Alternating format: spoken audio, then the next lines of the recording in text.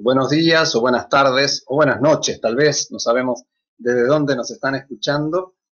Bienvenidos a Interfaces, el congreso que lleva ya 8 versiones y que en esta ocasión nos une en la comisión 2H, que es Nuevas Tecnologías y Experiencias Pedagógicas en Entornos Digitales.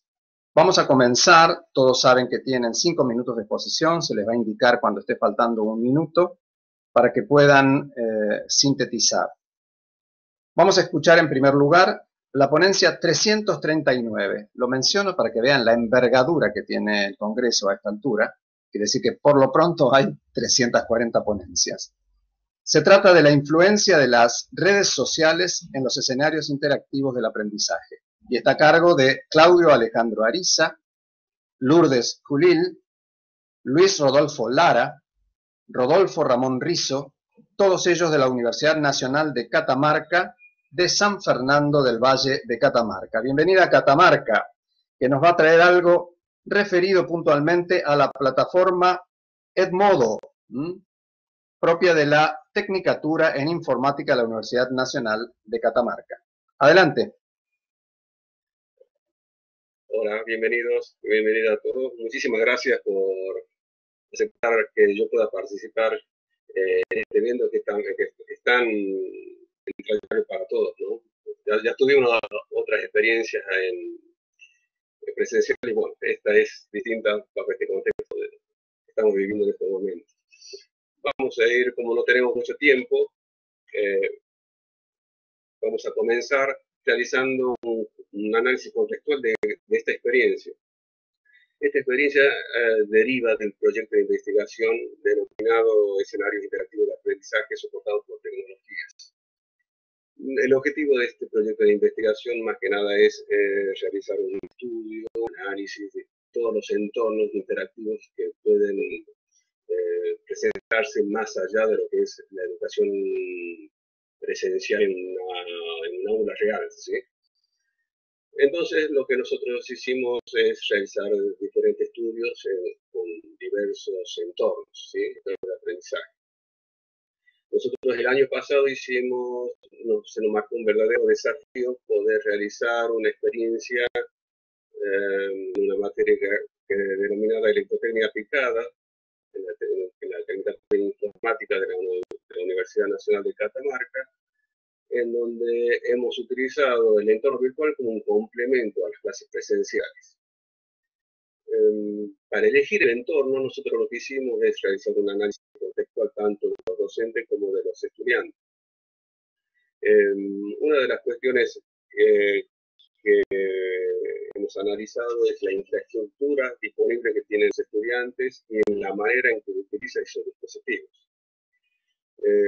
Realizando una encuesta a los estudiantes, el 91% de ellos tenían celulares, el 40% tenía computadora de escritorio y el 35% tenía netbooks o computadoras portátiles. A nosotros querer indagar un poco más en el uso que realizan los estudiantes de las redes sociales, hemos visto que prácticamente el 84% de los estudiantes utilizaban Facebook, el 70% Instagram, el 26% Twitter y había un 5% de estudiantes que no utilizaban ninguna red social. De esa manera, indagando entre los entornos que podíamos nosotros utilizar, teniendo en cuenta la infraestructura y el uso de la tecnología de los estudiantes, hemos seleccionado la plataforma Edmodo. La plataforma Edmodo es una plataforma educativa que es muy interesante porque tiene un sesgo, una característica de red social que es muy interesante. Esto hace que el entorno interactivo, cuando fluye, cuando vincula a los estudiantes con los docentes, no sea traumático, en el sentido de que ustedes, cuando interactúan con la plataforma de Edmodo, van a ver que hay una especie de anuncios, que pueden enviar mensajes, Hay una biblioteca en donde pueden almacenarse ahí todos los recursos multimediales, se pueden realizar pruebas interactivas, hay calendarios, se pueden enviar mensajes entre los participantes de la clase. Entonces, para nosotros fue muy interesante poder vincular que la plataforma o el entorno sea un medio verdadero, que nos pueda vincular tanto a los estudiantes con los docentes, como también con los contenidos y los materiales que se podían disponer. De esta manera, al realizar la práctica, esto nos llevó, el cursado llevó unas 15 semanas, ocurrió todo un semestre y prácticamente eran unos 45 alumnos que habían participado.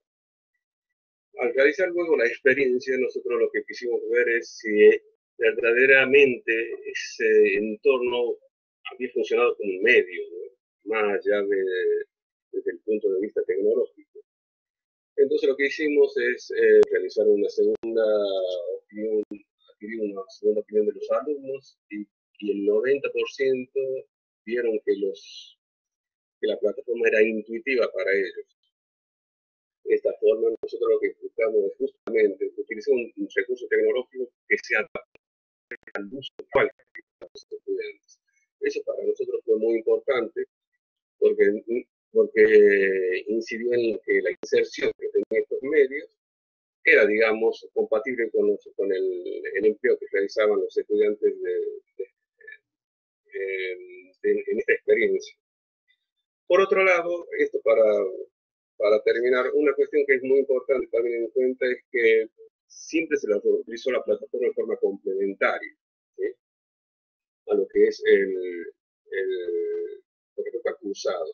Y justamente los estudiantes utilizaron más que nada la plataforma para el acceso a los contenidos y para realizar las actividades. Y dejaron justamente las consultas temáticas para los encuentros presenciales. Esto se realizó esta experiencia el año pasado. Y para culminar, creo que resulta un verdadero desafío para los que administran, digamos, los dispositivos tecnológicos, justamente realizar contenidos que sean compatibles con los sistemas operativos que utilizan los celulares, y por otro lado que los contenidos sean, además de compatibles, sean livianos para que los estudiantes puedan manejar, distribuir, inclusive modificar esos contenidos de acuerdo a la disposición de la infraestructura tecnológica que dispongan, ¿sí? Eso creo que es una cuestión que está, digamos, pendiente en realizar, justamente que esos contenidos sean compatibles digamos, con la parte tecnológica que tienen los estudiantes. Por el otro lado, no fue necesario al utilizar estos dispositivos tecnológicos enseñarles cómo utilizar el medio, porque justamente se utilizó un recurso que sea justamente muy parecido a lo que utilizan de forma a los estudiantes, ¿sí? Y con eso sería... Muchas gracias, Luis. Muchas gracias, Luis. Vamos a continuar entonces con la comisión. Quiero aclararles de paso que estén atentos al chat donde aparece el primer aviso, donde queda 1 minuto de ponencia, porque yo creo que lo importante es aquí que las ponencias sean ajustadas a los tiempos. Tengan eso presente, porque la idea es hacia el final hacer preguntas y abrir al debate. En mi concepción de los congresos, a veces tengo temor de que los congresos sean el lugar donde uno viene a escucharse a uno mismo. Y la idea no es esa, sino lo más rico del congreso es el debate posterior. Vamos a escuchar entonces a ventajas e inconvenientes de los juegos digitales en las ciencias sociales, a cargo de Mario Corrales Serrano de la Universidad de Extremadura, Badajoz, España. Bienvenida España, bienvenido Mario. Él nos va a traer algo acerca de las actividades lúdicas, por ejemplo, en este caso, juegos digitales para aprender geografía e historia a 96 estudiantes de educación secundaria. Adelante, Mario. Hola, buenas tardes desde España. En primer lugar, agradecer la oportunidad de participar en un congreso como este, ya en su 8ª edición. En mi caso es la primera vez, el primer año que puedo participar, eso sí, desde la distancia, pero seguro que es enriquecedor el poder compartir experiencias pequeñas y grandes que nos permitan ir creciendo en nuestra manera de enseñar. En el caso que nos ocupa, la experiencia sencilla que yo quiero compartir es una experiencia llevada a cabo en el ámbito de las ciencias sociales, en la etapa de educación secundaria. Aquí en España esta etapa abarca desde los 12 a los 18 años y una de las áreas que más carga lectiva tiene y que más contenidos aborda desde diferentes puntos de vista es el área de ciencias sociales, en las que englobamos contenidos vinculados con la geografía en todos sus sentidos, la historia de todos los periodos desde la prehistoria hasta la edad contemporánea, tanto nacional como internacional, y otros contenidos vinculados con la ciudadanía, con el aprendizaje de la competencia social y cívica. El hecho de tener un currículum tan amplio, tan grande y con tanta diversidad de contenidos hace que a menudo para el alumnado estas materias sean materias que se les hacen excesivamente arduas por su carga teórica amplia, porque es frecuente que el desarrollo metodológico en el aula sea un desarrollo de instrucción directa, que genera un rol en el que el docente es el protagonista y los estudiantes son elementos secundarios, y muchas veces genera desconexión por parte de los alumnos y bajos rendimientos y bajos resultados. Para intentar darle la vuelta a esa situación, se están poniendo en marcha ya desde hace bastante tiempo diferentes estrategias metodológicas que permitan darle un mayor protagonismo y poner en modo activo a los estudiantes frente a esa concepción más tradicional de una carga teórica amplia y la necesidad de memorizar muchos contenidos. Para ello se emplean las metodologías activas emergentes y entre ellas una de las más pujantes sin duda es la metodología de la gamificación en todas sus modalidades.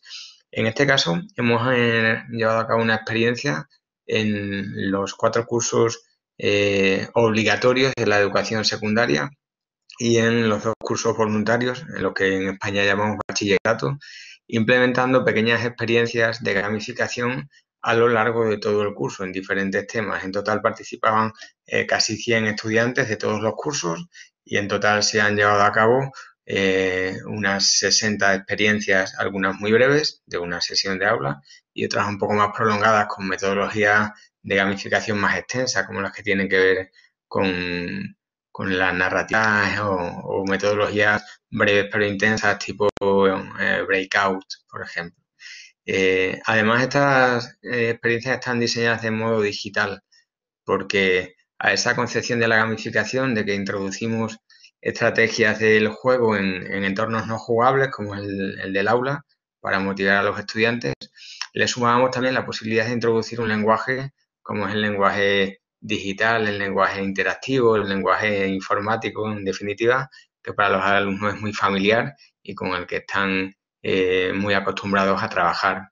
Queríamos valorar, por una parte, si utilizar la gamificación proporciona mejores rendimientos que otro tipo de metodologías de aula, como la tradicional o como la Flip Classroom o cualquiera de las innovadoras. Y también, en concreto, si los juegos digitales son más útiles que los juegos tradicionales, tipo juegos de rol, juegos de mesa o algún otro tipo de estrategia gamificadora. Al final del curso hemos podido disponer de la valoración que los propios estudiantes hacen de cada una de las experiencias previas que se ha llevado a cabo en cada uno de los cursos. Y por una parte, en estos resultados destaca el hecho de que para los estudiantes el curso pasado en el que se han aplicado estas experiencias no ha sido un curso tan rutinario, tan monótono o tan teórico, sino que tienen una percepción mucho más activa, mucho más participativa y mucho más práctica. Por otra parte, se detecta, comparando con otros cursos, un mayor nivel, un alto nivel de motivación a la hora de conocer los contenidos de la asignatura. Y en la parte entre digital y no digital se valora positivamente la introducción de metodologías digitales, ya que los alumnos están muy familiarizados con este entorno. Solo como aspecto negativo sí se detecta que se incrementa en ocasiones la competitividad y en otras ocasiones, pues para algunos alumnos la frustración cuando no consiguen el objetivo del juego o el aburrimiento si desconectan. Pero en general la experiencia es positiva. Bien, pues hasta aquí mi exposición. Muchas gracias por escuchar y quedo a su disposición para posibles preguntas posteriores. Gracias, Mario. Iba a decir gracias a ti, pero voy a decir gracias a vos, porque lo interesante de este congreso es escuchar los acentos y los Claro. modismos de cada uno de los lugares de donde venimos. Pasamos ahora a simulador de campo microscópico para el aprendizaje de la hematología. Está a cargo de Ronald Gonzalo Espitia Sánchez y de Buselfi, espero pronunciarlo bien, Márquez Benítez, de la Universidad de Pamplona, Colombia. En el caso de ellos, van a trabajar con el diseño y la implementación de un simulador para analizar luego los resultados de la comparación entre un grupo que trabajó con un microscopio real y otro grupo experimental que lo hizo con un simulador, ambos bajo las mismas especificaciones. Me gustaría saber cómo les fue. Hola, ¿cómo están a todos? Muy buenos días acá en Colombia. En primera medida, pues agradecer al Congreso de Interfaces y a la Universidad de Palermo. En este momento, pues mi compañero Ronald Gonzalo Espitia no puede asistir por un pequeño inconveniente a última hora, pero bueno, está encargada de explicarles. Claro que sí. Ese fue un diseño de un simulador de campo microscópico para profesionales de la salud, principalmente para bacteriólogos que trabajan en laboratorios clínicos, en donde su habilidad procedimental es mirar al microscopio y determinar ciertas estructuras, identificarlas pues para un diagnóstico clínico certero. ¿Qué ocurrió? Lo que pasa es que en esa habilidad procedimental hemos detectado que hay estudiantes que no van al mismo ritmo que otros estudiantes. Cada quien pues aprende de forma diferente. Por supuesto, esa habilidad de mirar al microscopio, determinar o identificar ciertas estructuras, por ejemplo, de la sangre, no todos los estudiantes lo aprenden de una forma rápida. Algunos estudiantes tuvieron la necesidad de repetir en varias ocasiones y su aprendizaje más lento. Una de las dificultades que tuvimos, que esa fue como la problemática por la cual nosotros diseñamos este simulador, es que la presencialidad, estas habilidades procedimentales para mirar al microscopio son exclusivamente presenciales en el área de la salud. Usted tiene que disponer de un laboratorio, un microscopio, de unas muestras de sangre para identificar las células sanguíneas. Lo que queríamos con este simulador de campo microscópico precisamente era eso, tratar de romper la brecha educativa en el que las habilidades del laboratorio se tornaran solamente o exclusivamente desde la presencialidad, sino que se pudiera utilizar las herramientas TIC para poder provocar o ayudar que el estudiante se llevara, obviamente, esas prácticas de microscopía a su casa. Entonces, la primera fase del proyecto fue, digamos, no solamente que se llevara el proyecto a su casa, o sea, se llevara el simulador a su casa, sino que también pudiera practicar de forma repetitiva, ayudando, por supuesto, a aquellos estudiantes que eran de aprendizaje un poco o de ritmo más lento. Entonces, una fase del proyecto fue precisamente el diseño del simulador de campo microscópico, digamos que para hacer los casos se tomaron fotografías, ¿sí? Y el estudiante, por supuesto, ingresaba, lo que observaba lo tenía que reportar. Se ha trabajado en dos grupos, un grupo control, microscopio normal, sí, presencial, y otros con microscopio digital desde la casa. Entonces, ¿cuáles fueron los resultados? Por supuesto, se trabajaron diferentes variables, se trabajaron con estudiantes nuevos, que como criterio de exclusión se sacaron pues, los repitentes, solamente trabajamos con estudiantes que veían la asignatura por primera vez. Encontramos, digamos que encontramos algo algunas cosas positivas, otras cosas negativas que por supuesto o dificultades que hay que mejorar, ¿sí? Entonces, de lo positivo, pues que los estudiantes, digamos que sí tuvieron la posibilidad de practicar esa habilidad desde su casa.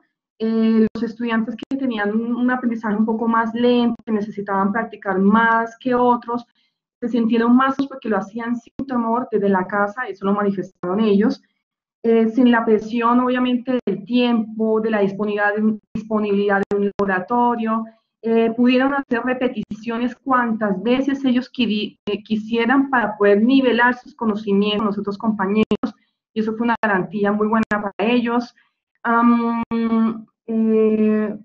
Digamos, algo importante que detectamos fue que manifestaron los estudiantes fue que mediante ese simulador no se expusieron casi al riesgo biológico, que eso fue una garantía. Con referente a la parte negativa, obviamente tenemos el problema de la conectividad. Como eran fotos en donde ellos tenían que practicar, pues la conectividad, pues si el estudiante no tiene una buena conectividad, pues eso va a generar un poco de retraso.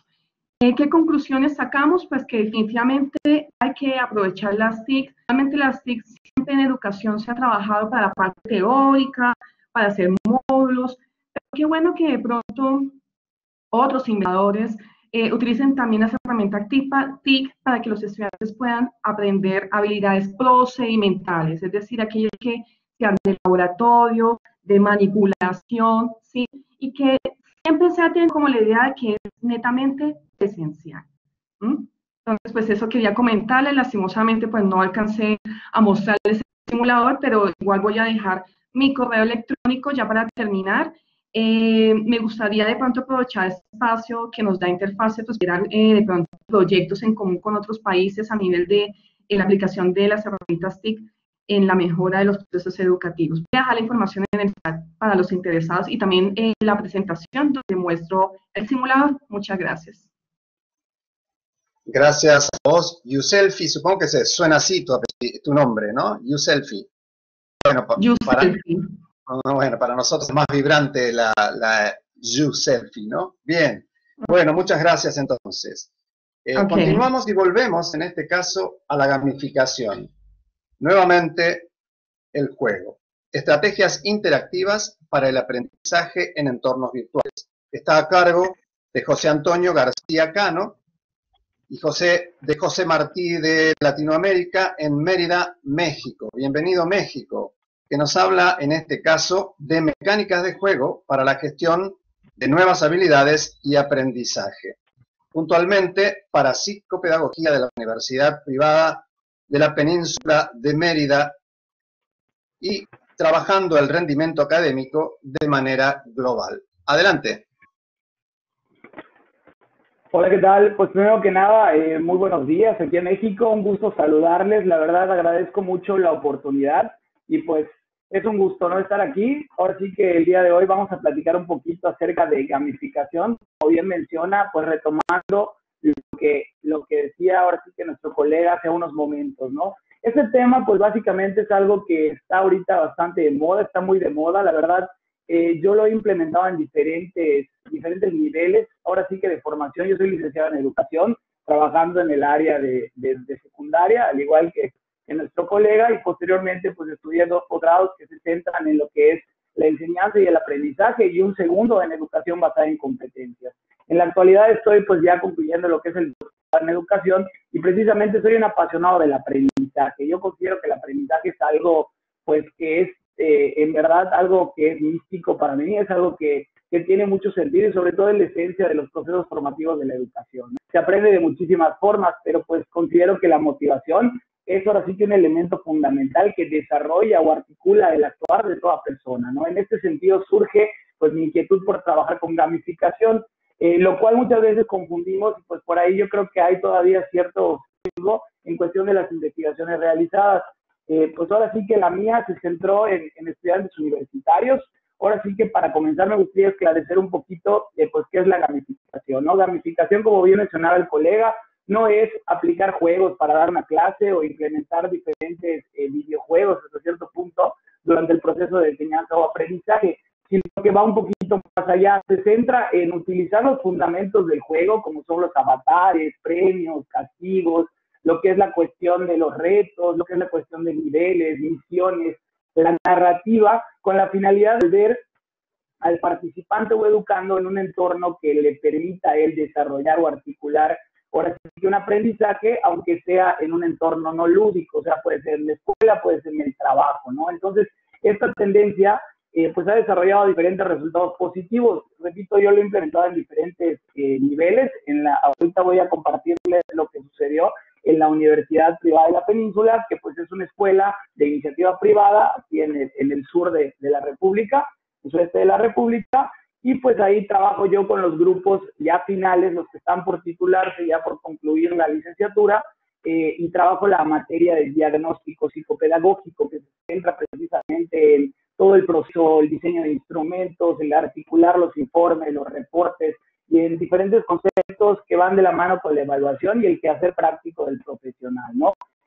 ¿Cómo se dio esta idea? Pues como mencioné con anterioridad, ahora sí que surge, pues yo me puedo considerar, bueno, al menos me considero como un niño grande. Yo la verdad me divierto mucho con lo que hago, trato de divertirme siempre que voy a dar una clase, siempre que voy a hacer algo, trato de no perder esa diversión, ¿no? Dicen por aquí en México que las sonrisas se contagian, entonces yo creo que eso es fundamental. A mí me gusta mucho estar contento y normalmente trato de transmitir eso. Entonces de ahí surge esta iniciativa de participar en diferentes juegos, talleres y desarrollar esto también a nivel práctico, ¿no? Entonces, pues por ahí les digo, se utilizaron como recurso base, utilizamos Geniali, que es un recurso que es muy, muy bueno, es gratuito y tiene unas versiones en premium, pero pues no te limita porque pues en realidad tienes todas las funciones básicas al utilizar esa cuenta que es completamente gratuita, ¿no? Y sobre todo es muy flexible porque te permite compartir con otros colegas. Si tú lo pones en modo público,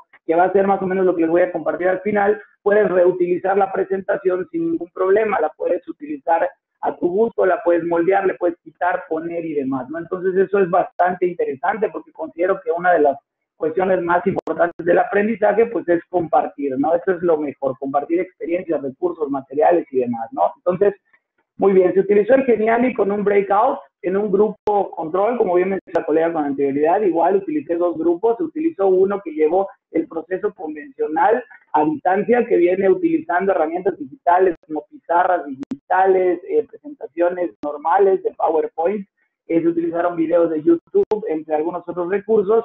Y el otro grupo llevó a cabo un proceso de enseñanza-aprendizaje gamificado, utilizando el breakout como una herramienta, pues ahora sí que de aprendizaje activo, y también se centró en diferentes quizzes, diferentes memoramas, diferentes misiones que los obligaban a cumplir con ciertas actividades de aprendizaje que eran muy parecidas a las del otro grupo, pero pues tenían esta dinámica gamificada, ¿no? De los retos, de las insignias, de los avatares y demás, ¿no?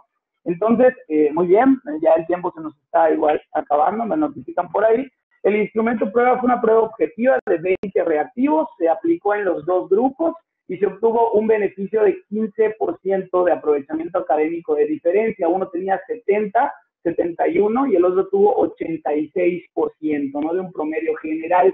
Y a su vez, en la parte ahora sí que ya un poquito más personal o más de la que externaron los alumnos, fue que les gustó mucho porque no sentían que la clase fuera tan pesada. Son módulos de 8 de la mañana a 5 de la tarde. Entonces, la dinámica de clase, nos dijeron, profe, estuvo súper light, estuvo muy tranquilo, muy padre, muy dinámico, y al final obtuvo una mejora del 15%, ¿no? Entonces, ahora sí que esta es una pequeña muestra, les digo, fueron 20 reactivos de opción múltiple, o sea, 20 ítems de opción múltiple, que se aplicaron por igual a los dos grupos, se dieron los mismos temas, las mismas sesiones.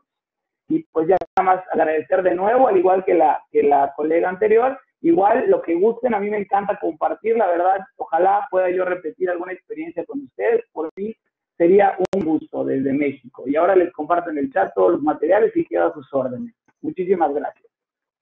Gracias a vos, José Antonio, y muy padre para usar tu expresión, una expresión muy mexicana que a nosotros nos divierte mucho, tu presentación. Vamos a continuar ahora entonces con la presentación de Escaneando Identidades, de Claudia Jiménez, del Colegio Informático San Juan de Vera, Corrientes, Argentina. Bienvenido, Corrientes. Aquí vamos a hablar de la creación de códigos QR para identificar tarjetas de personas que sufren Alzheimer. Un trabajo de tercer año del nivel secundario. Adelante.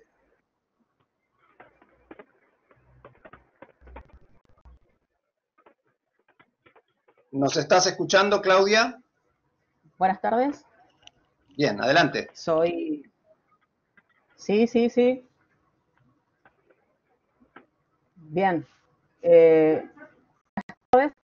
Soy Claudia Jiménez, profesora de tecnología, estudiante de tecnología educativa, y este proyecto fue realizado con alumnos de tercer año del nivel secundario en el espacio de educación tecnológica, en el Colegio Informático San Juan de Vera de la ciudad de Corrientes, como lo acaban de decir, utilizando estos conocimientos acerca de la creación de códigos QR, creando tarjetas de identidad a personas que sufren Alzheimer.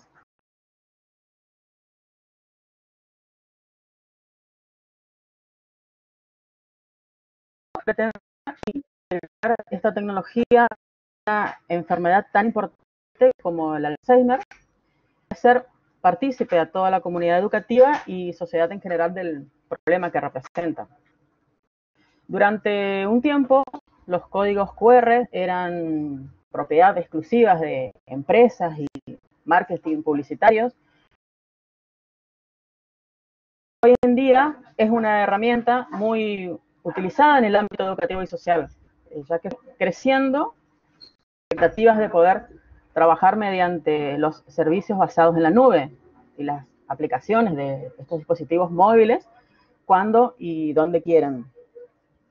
Bueno, los objetivos del proyecto fueron obtener conocimientos básicos acerca de lo que es el Alzheimer, favorecer el trabajo colaborativo, desarrollando habilidades sociales que permitan solventar los problemas que surjan en los grupos de trabajo, poner en práctica los conocimientos adquiridos en las clases de educación tecnológica, generar códigos QR con información digital, concientizar a los alumnos sobre la necesidad de utilizar las tecnologías con fines solidarios como un medio para ayudar a la sociedad, ¿no es cierto? Entonces se plantea el siguiente problema. ¿Pueden las tecnologías de los códigos QR ser una alternativa de identificación entre personas con problemas con Alzheimer? Y surgió la hipótesis. La tecnología del código QR es un medio que permite la identificación de las personas con Alzheimer, ya que contiene toda la información necesaria de forma práctica y segura en caso de extravío. La creación de las tarjetas de identificación después de varias pruebas en diferentes recursos de la web, como hacer blog, muro digital, etc., se terminó trabajando en Google Sites o sitios de Google, que si se utiliza una sola página, queda a la vista como una tarjeta, donde se insertó una foto de la persona con la enfermedad, nombre, apellido, dirección no por una cuestión de seguridad, sí, un teléfono de contacto del familiar o la persona que esté a cargo de su cuidado, ¿no es cierto? Una vez listas las tarjetas, se crearon los códigos QR en un sitio online gratuito de generación de códigos. Se descargó una imagen y se mandaron a hacer unos pins con los códigos, los que tengo acá, dice ven.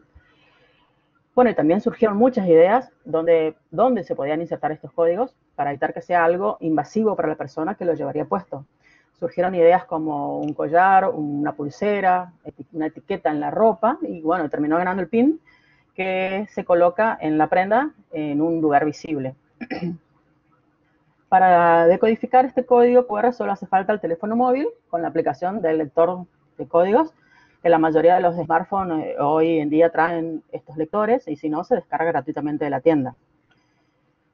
Bueno, para terminar, a partir de las experiencias realizadas en clases, se pudieron concluir que las tecnologías de los códigos QR es una herramienta muy útil que permite integrar con un fin solidario, en este caso, ayudar a las personas con Alzheimer. Se puede decir que esta tecnología admite seleccionar y analizar la información obtenida, ya que mediante ella se logra tener al alcance toda la información necesaria de forma práctica y segura en el caso de extravío. Además, favorece el trabajo colaborativo y de investigación acerca de los diferentes software que existen para su generación, lo que incentivó a la creación de diferentes tarjetas de identificación utilizando los recursos TIC aprendidos en la clase, con un objetivo solidario y social. Bueno, y finalmente se puede decir que la clase logró tener los conocimientos necesarios acerca de la enfermedad, que los códigos QR son una alternativa de identificación entre personas con esta problemática y en caso de extravío. Y una ayuda muy importante no solo para la persona enferma, también para sus familiares. Muchas gracias. Gracias a vos, Claudia. Habrán visto que en algún momento perdimos la imagen de Claudia debido a que Alejandro nos está dando una mano y cuando se nos corta un poco la conectividad, a veces alivianar la carga de datos resulta efectivo y finalmente pudimos escucharte, que es lo importante hasta el final. Pasamos ahora a Conectados por San Martín. Caramba. Se trata de Luisina Macarena Gregorini junto a Sergio Magallanes, de la Facultad de Ciencias Sociales de Unicien, Olavarría, provincia de Buenos Aires. Adelante. Hola, ¿cómo están? No sé si se me ve, ¿se me escucha? Todo perfecto. Sí. Perfecto, bueno. Antes que nada me voy a presentar, como vos decías, mi nombre es Sergio Magallanes, soy docente de la Universidad Nacional del Centro de la provincia de Buenos Aires, particularmente de la Facultad de Ciencias Sociales de la ciudad de Olavarría. En ese contexto, también me desempeño como director del Punto Digital. Para aquellos que no son de Argentina, este congreso es internacional. Les comento que es un emplazamiento tecnológico impulsado por el proyecto de la Secretaría de Innovación Pública de la Nación, que tiene como objetivo la alfabetización y la apropiación de tecnología digital. Obviamente que desde el Punto Digital lo que ofrecemos son apoyaturas tecnológicas, cursos y también todo lo que tenga que ver con asesoramientos en el uso de las tecnologías a las escuelas de la ciudad, las escuelas públicas y privadas. En ese contexto, el año pasado nos encontramos con Luisina Gregorini, la profe de nivel inicial, que quería proyectar y presentar su proyecto de Conectados por San Martín en la Feria Regional de Ciencia y Tecnología. Entonces, pidió el asesoramiento. Juntamente con el equipo del Punto Digital y la Facultad de Ciencias Sociales, elaboramos estrategias lúdicas donde diseñamos y desarrollamos estrategias de gamificación en este proyecto tan importante como es Conectados por San Martín, en el cual desarrollamos rompecabezas digitales utilizando las tablets del Punto Digital. Utilizamos imágenes en 360, también utilizando los cascos VR del Punto Digital, videos en 360 y también desarrollamos tecnologías vinculadas con la realidad aumentada, utilizando códigos QR, como decía la compañera en la ponencia anterior, que lo vinculamos directamente con dispositivos móviles, tanto tablet como teléfonos celulares. Desarrollamos un juego híbrido, una especie de OCA, con elementos analógicos, elementos digitales, en la cual los chicos podían, a través de la gamificación, incorporar conocimientos a través de San Martín. Y a través de este juego híbrido, seguir el recorrido de la vida del Libertador. Yo lo que voy a hacer es dejar ahora a Luisina que continúe con la ponencia, porque ella va a poner en contexto todo esto que es el desarrollo y el diseño de las estrategias lúdicas. Luisina, te dejo a vos. Hola, buen día. ¿Me escuchan ahí? Perfecto, perfecto. Buen día, Luisina. Buen día. Bueno, mi nombre es Luisina Gregorini, soy docente del Jardín 906, Tambor de Tacuarembó, Chica, de Buenos Aires, y desde 2016 me asignan la efeméride sobre San Martín. Es así que creo un proyecto donde a través del juego y propuestas dinámicas e innovadoras que incluyen tecnología, articulación con otras instituciones nacionales e internacionales, realizo diversas propuestas para conocer la historia de uno de la construcción de la soberanía argentina, que es San Martín. Conectados por San Martín fue uno de esos proyectos y significó salir del aula y compartir una experiencia articulando con instituciones, actividades y juegos que reunían al nivel inicial, primario y secundario en un club de la localidad. Una experiencia que fue lograda con Punto Digital, que colaboró en el desarrollo de juegos y propuestas que mencionó Sergio anteriormente. Sobre esta dinámica puedo agregar también, por ejemplo, que en uno de los sectores hacíamos videollamadas con la encargada del Museo de Yapeyú y nos mostraba en vivo la casa que previamente los chicos habían armado en rompecabezas. Conectados por San Martín duró una semana en ambos turnos y también contó con el trabajo colaborativo de directores, profesores y estudiantes del profesorado de nivel inicial.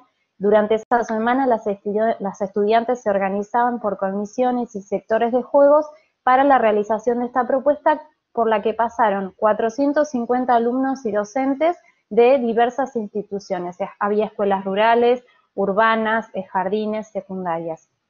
Al finalizar la semana se celebró el acto en conmemoración del fallecimiento de San Martín, donde se invitó a toda la comunidad a que participaran del acto. En este mismo acto fue declarado de interés educativo y cultural esta experiencia y compartimos, además del resumen, abrimos el sector de Visores 360 para que toda la comunidad pueda tener alcance.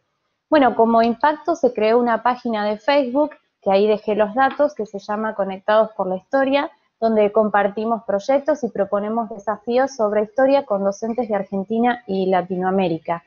Bueno, esta experiencia ofreció variadas fuentes de conocimiento sobre el pasado, involucrando a los niños, a la familia y a la comunidad, y sumó nuevas instituciones a través de propuestas desafiantes e innovadoras en el marco de la alfabetización inicial.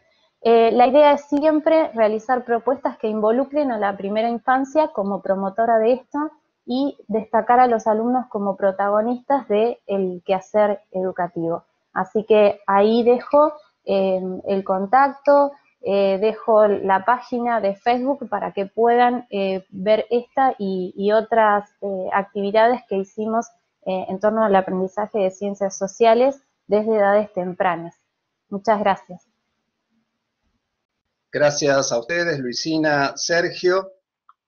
Vamos a continuar entonces con esta especie de maratón de ponencias y nos toca ahora Juventudes y Tecnologías Digitales, una exploración descriptiva a partir de sus usos, y está a cargo de Rubén Darío Medina, de la Facultad de Periodismo y Comunicación Social de la Universidad Nacional de La Plata, provincia de Buenos Aires. Bienvenido, Rubén, que nos trae algo muy interesante, un enfoque diferente que nos tiene acostumbrados a la Universidad de La Plata, de investigación de tipo hermenéutica, ¿no? Con la procuración de interpretar situaciones, en este caso, construcción de sentido para los usos que producen las tecnologías de la comunicación, en este caso trabajado en el municipio de Almirante Brown, José Mármol, Rafael Calzada y Gleu del sur de la provincia de Buenos Aires. Adelante, Rubén.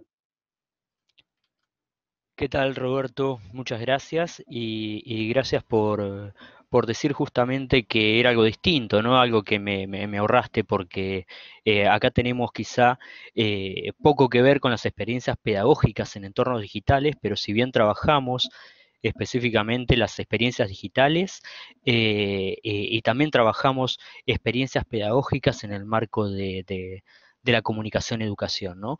Para este caso traemos una ponencia que tiene que ver con, que surge de un trabajo de una tesis doctoral que estoy haciendo en la Facultad de Periodismo y Comunicación Social de la Universidad Nacional de La Plata, donde trabajamos específicamente qué está pasando con los jóvenes en relación a las tecnologías y en relación al territorio en donde ellos trabajan, estudian, hacen en definitiva sus quehaceres cotidianos.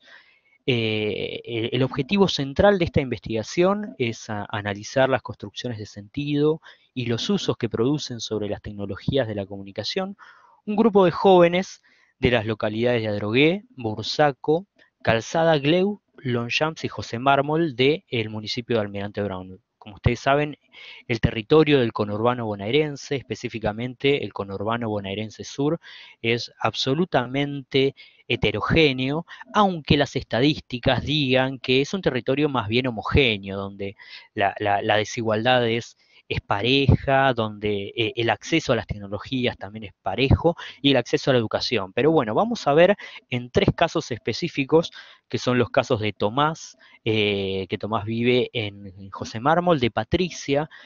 Patricia, estos son entrevistas que nosotros hicimos en el año 2019, ya parece tan lejos, ¿no? Pero fue el año pasado nomás, a jóvenes para esta tesis, y vamos a ver un poquito cómo estaban usando las tecnologías ellos hace un año. En esta metodología nosotros trabajamos desde una perspectiva cualitativa que recupera la mirada etnográfica para poder pensar las prácticas y los procesos simbólicos de estos sujetos y configurar alguna teoría a la luz de estos datos. También hacemos alguna pequeña etnografía virtual en relación a los usos que ellos están produciendo con distintas tecnologías, específicamente redes sociales digitales. Revisamos sus perfiles, vemos qué publican, qué discursividades aparecen en esos espacios, y tratamos de echar luz sobre eso en relación a cómo se mueven en el barrio. Como dijimos, tomamos a Tomás, que tiene 16 años, que va al colegio secundario, que paga una cuota media porque es un colegio privado, que le gustan las computadoras, que les gusta armarlas a su gusto, que les gusta jugar a los videojuegos, etcétera, que tenía una Sega Dreamcast, que después tuvo una PlayStation 2 y que ahora no solamente tiene una compu gamer, por ejemplo, como él lo dice. Tenemos a Patricia, que vive en Calzada también, que tiene una Nintendo que ya no la usa, que la tiene tirada, que tiene la compu de la mamá, que la compu del hermano, que la compu de la hermana, y que ella no tiene su celular. Y tenemos a Belén, que vive en Gleu, que estaba terminando el secundario a través del plan Fines, que estudiaba enfermería en UBA 21, pero estaba esperando egresar para poder seguir la carrera, que tiene un hijo, por ejemplo, que está casada, que tiene casa propia, que no siempre hubo tecnologías digitales en su casa, que va al ciber a imprimir lo que necesita, ¿no? Y que sus hermanitos pequeños, que tenía como 4 o 5, no recuerdo, tienen una Sega Genesis, por ejemplo, una consola de los 90, por ejemplo. Entonces ahí empezamos a ver un poco las desigualdades que aparecen acá, en un terreno absolutamente homogéneo, y nos preguntamos, justamente para ir cerrando, nos preguntamos por la categoría de nativo digital, ¿no? Aquella acuñada por Mark Prensky hace varios años ya, y que todavía tiene vigencia, ¿no? En la academia, y cómo preguntarnos por qué, si estos jóvenes que tienen 16, 17 y 19 años, que son de la misma generación, ¿son todos nativos digitales o no? ¿A qué responde eso, no? Bueno, una de nuestras primeras conclusiones tiene que ver justamente con eso, que hay que revisar esta categoría de nativos digitales, y justamente anclarla en sus usos, ¿no? En sus contextos, que siempre son disímiles, nunca son iguales, y justamente para poder echar luz sobre estos conceptos tan extendidos, primero, bueno, habría que empezar a mirar un poquito más microscópicamente, y bueno, ver justamente qué está sucediendo ahí, donde las desigualdades en relación con la educación y en relación con lo económico son generalmente muy disímiles entre sí. Muchas gracias, Rubén. Seguiremos Gracias seguramente en la segunda parte debatiendo o preguntando para reforzar alguna cosa que pudiera haber no quedado clara. Continuamos ahora con aprendizaje basado en equipos en entornos virtuales, a cargo de Daniel Moraga, de la Universidad de Tarapacá, Arica, Chile. Bienvenido, Chile. En este caso, vamos a hablar de aprendizajes basado en equipos, el aprendizaje activo y participativo, un nuevo software que permite conducir efectivamente las TBL con ejemplos prácticos. Adelante, Daniel.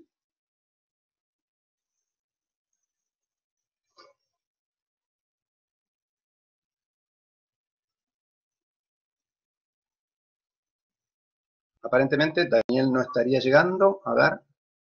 Sí, Alejandro, te escucho. Sí. ¿Nos escuchás, Daniel? Sí, está conectado. No está habilitando, activando el sonido, el audio. Ahí está. No, ella es... Yo creo que... A ver, tal vez es Luciana quien presenta. Es la ponente siguiente.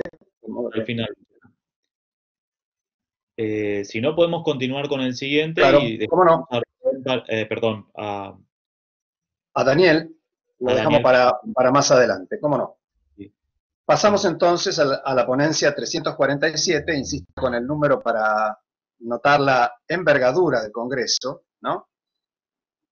Y les voy a contar que va a hablar de Blended Learning a través del modelo del aula invertida, experiencias prácticas en el nivel superior. Se trata de Lourdes Morán, del CONICET, Waderfouba, de la ciudad de Buenos Aires, Argentina. Bienvenida a la ciudad de Buenos Aires.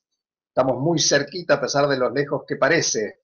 Es investigadora que analiza desde los años 18 y 19 un trabajo acerca del diseño del contenido, las estrategias metodológicas y la configuración para la evaluación que realizan los docentes al implementar el aula invertida en el nivel superior. Adelante, Lourdes. Bueno, ¿qué tal? Buenas tardes. ¿Ahí me escuchan bien? ¿Sí? Perfecto. Bueno, la experiencia que les voy a contar es una investigación que vengo realizando en el 2018. Es una experiencia en la que estoy siguiendo 3 asignaturas de 3 universidades públicas. Una de las asignaturas es de la carrera de odontología. Yo pertenezco a la Universidad de Buenos Aires, pero sigo una materia de la Facultad de Odontología de la Universidad de La Plata, que recién teníamos un colega también de la Universidad de La Plata, una asignatura de la carrera de Ingeniería de la Universidad de Quilmes, y una asignatura de la carrera de Comercio Exterior, también de la Universidad de Lomas de Zamora. Estas 3 asignaturas que estoy siguiendo son 3 asignaturas que incorporan entre sus prácticas, además del blended learning, esto de combinar prácticas presenciales y prácticas online, incorporan lo que es el aula invertida, es decir, combinar estos espacios, pero en una lógica de prácticas de baja complejidad cognitiva por fuera del aula y alta complejidad cognitiva de actividades en el marco presencial. Entonces, a lo largo de todo un año seguí estas actividades para ver cómo combinaban, sobre todo desde la propuesta didáctica, actividades de menor complejidad por fuera del aula y mayor complejidad cognitiva en el marco presencial. Sobre todo porque eran 3 asignaturas que tenían mucha carga en lo presencial, por ejemplo, en la odontológica hacían las prácticas clínicas en lo presencial, en la ingeniería tenían las prácticas más de desempeño profesional en la parte presencial.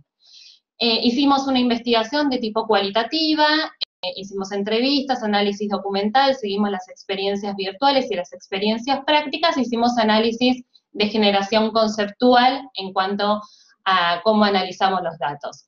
Lo que pudimos ver en estas 3 experiencias que seguimos a lo largo de todo un año es que grandes tendencias en cuanto al diseño del contenido, a la estructuración de la metodología de la enseñanza y en cuanto a la evaluación. Y esos son los resultados que les voy a contar brevemente. En cuanto a la adecuación del contenido, lo que pudimos ver es que estas 3 asignaturas seleccionaban para la modalidad de aula invertida los nudos estructurantes de sus programas, es decir, aquellos nudos más importantes del programa de estudio. Es decir, aquellos contenidos que podían pasar a lo virtual, la parte más teórica y de ejercitación práctica que los estudiantes podían hacer de forma autónoma, la pasaban al entorno virtual. Con mucha práctica, con mucha ejercitación de baja complejidad, los docentes diseñaron materiales, guías de estudios, muchos juegos para que ellos pudieran ir monitoreando su propia comprensión y dejaban los espacios de la práctica para ver justamente que los estudiantes pudieran aplicar en la presencialidad esos conocimientos adquiridos en forma independiente. En este punto vimos una gran potencia de la combinación de los espacios presenciales y virtuales. Por otra parte, en cuanto a la metodología de la enseñanza, vimos que los docentes tenían como una gran tendencia a generar materiales de mucha diversificación, materiales que representaban el conocimiento de grandes formas, muy variados, audios, videos, incluso simuladores, donde podían ver muestras, habían laboratorios virtuales, habían muchas instancias de manipulación desde lo visual, donde podían ellos incluir algunas modificaciones para ver qué pasaban con las prácticas que ejercitaban, y después sí pasar a lo presencial y ver las prácticas más manuales. Vimos muchas actividades colaborativas y grupales en lo virtual también, buscando generar espacios de interacción, no solo con el docente, sino también con los compañeros, y después potenciar espacios presenciales donde se debatía lo que había pasado en lo virtual. En este sentido, desde la metodología de la enseñanza, vimos que el aula invertida lo que potenciaba era que la virtualidad les permitía enriquecer la enseñanza, en poder tener más materiales mucho más diversos, permitirles trayectos diversificados, y en la presencialidad retomar todo lo que habían recorrido los estudiantes de modos diversos. Voy recortando con el último eje, que era la evaluación. Lo que pudimos ver en cuanto a la evaluación es que estas tres experiencias coincidieron en una gran perspectiva acerca de la evaluación formativa, algo que en otras asignaturas no habíamos visto tanto. Estas tres asignaturas priorizaron mucho la evaluación formativa a lo largo de toda la cursada. Tanto los espacios virtuales como los espacios presenciales fueron un gran proceso de una mirada de la evaluación transversal. La actividad de los estudiantes en la virtualidad, la actividad de los estudiantes en la presencialidad fue evaluada como un continuo a lo largo de toda la formación. Cerrando, estas tres experiencias que lograron incluir el aula invertida como esta modalidad de blended learning, no solamente pudieron integrar la virtualidad y la presencialidad en una propuesta nueva, sino que además la integraron con una mirada pedagógica nueva. Creemos que justamente en este contexto, integrar las tecnologías en el marco de la propuesta pedagógica puede dar nuevas respuestas en el contexto de la pandemia. Así que bueno, si después quieren alguna explicación más al cierre de todas las ponencias, puede ir aclarando. Muchas gracias, Lourdes. Podés manejarte con el chat, por supuesto, y luego en el espacio de debate podemos volver sobre el tema. Seguramente vamos a volver, porque mi idea es hacer algo de polémica, y varias cosas de las que dijiste son bastante interesantes para pelearnos un poco. Bueno, hablando de pelearnos, seguimos ahora con la aplicación del pensamiento computacional en proyectos sociocomunitarios de software. Se trata de Luciana Terreni, del Instituto Sedes Sapientie, de Gualeguaychú, Entre Ríos. Bienvenido, Entre Ríos, nuevamente.